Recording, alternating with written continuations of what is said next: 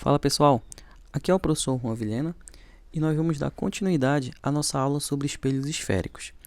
Nessa aula, eu irei apresentar para vocês alguns elementos geométricos que caracterizam os espelhos esféricos e os raios notáveis, que vão nos auxiliar na construção das imagens formadas por espelhos esféricos, ok?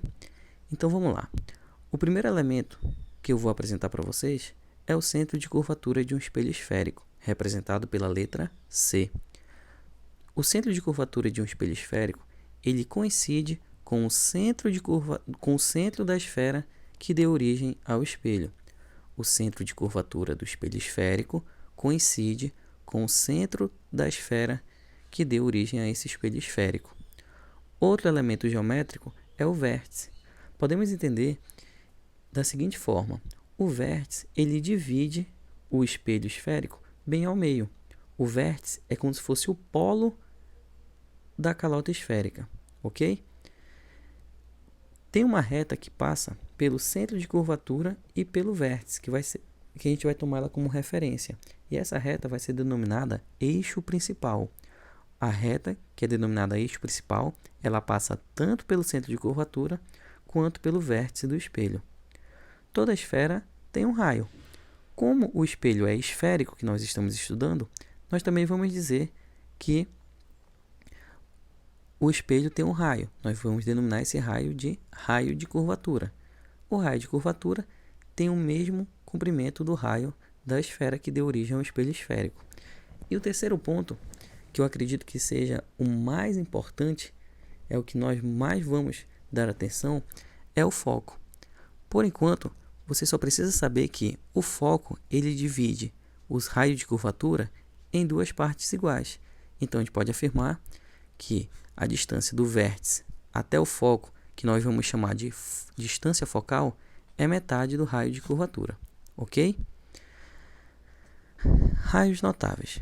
Para construir as imagens formadas pelos espelhos esféricos, nós vamos precisar de alguns raios de luz. E eu vou apresentar para vocês o comportamento que esses raios de luz têm dependendo da forma em que eles chegam em um espelho esférico. Tenho aqui na imagem um espelho côncavo. Percebam que o espelho côncavo, o centro de curvatura e o foco estão na frente do espelho. Existe a possibilidade da luz passar por eles. A gente vai perceber que para o espelho convexo isso não acontece. Mas se um raio de luz ele atingir o espelho côncavo paralelo ao eixo principal, quando ele refletir, obrigatoriamente ele vai passar pelo foco.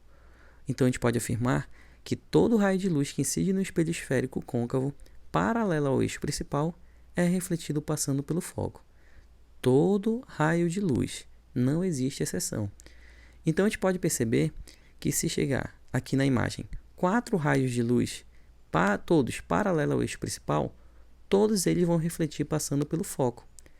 Então a gente percebe que a gente consegue concentrar os raios de luz utilizando um espelho esférico côncavo, desde que os raios de luz cheguem ao espelho paralelo ao eixo principal, tá certo? Então, por exemplo, se você quiser aquecer alguma coisa, queimar algo, utilizando o espelho côncavo e os raios de luz do sol, de preferência, que são mais intensos, você deve colocar essa coisa que você deseja aquecer ou queimar no foco do espelho, beleza? Espelho côncavo. Aqui, na imagem agora, tem um espelho convexo.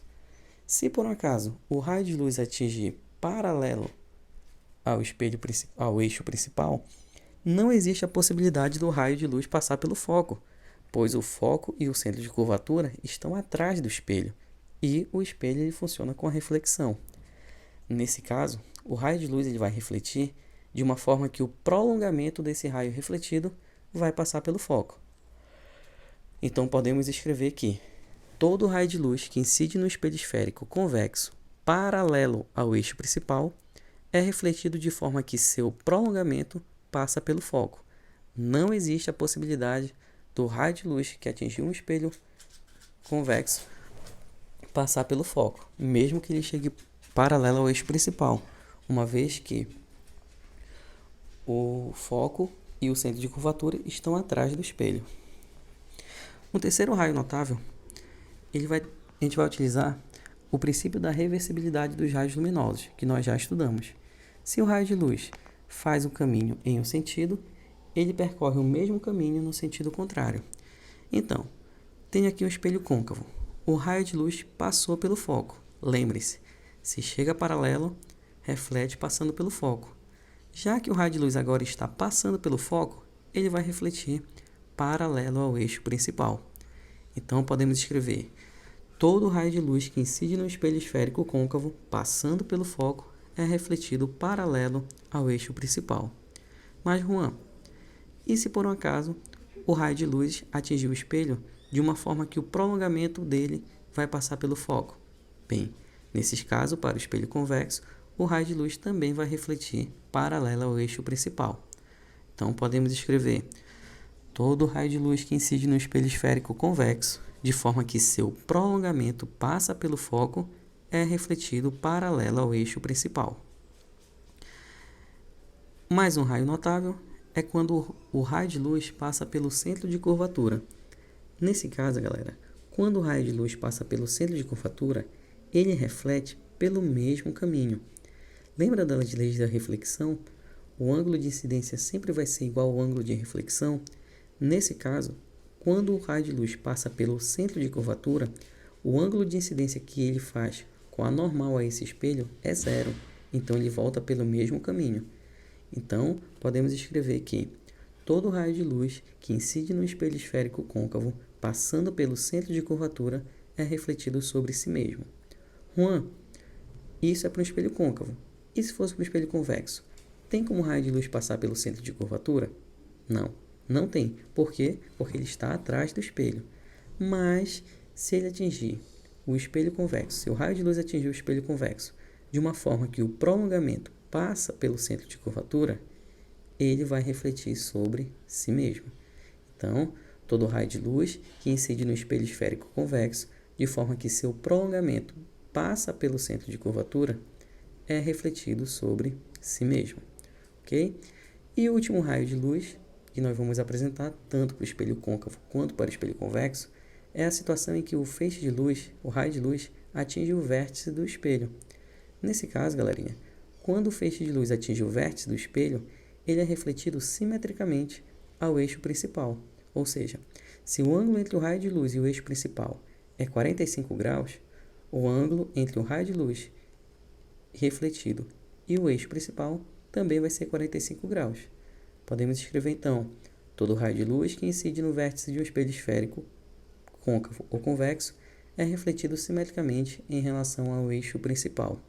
Isso vai servir tanto para o espelho côncavo quanto para o espelho convexo, tá certo? Então, gente, eu apresentei para vocês aí os elementos geométricos e os raios de luz. É importante que você tenha bem em mente essas características, que na próxima aula nós iremos construir as imagens utilizando esses elementos aí e esses raios notáveis, tá ok? Até a próxima então. Abraços.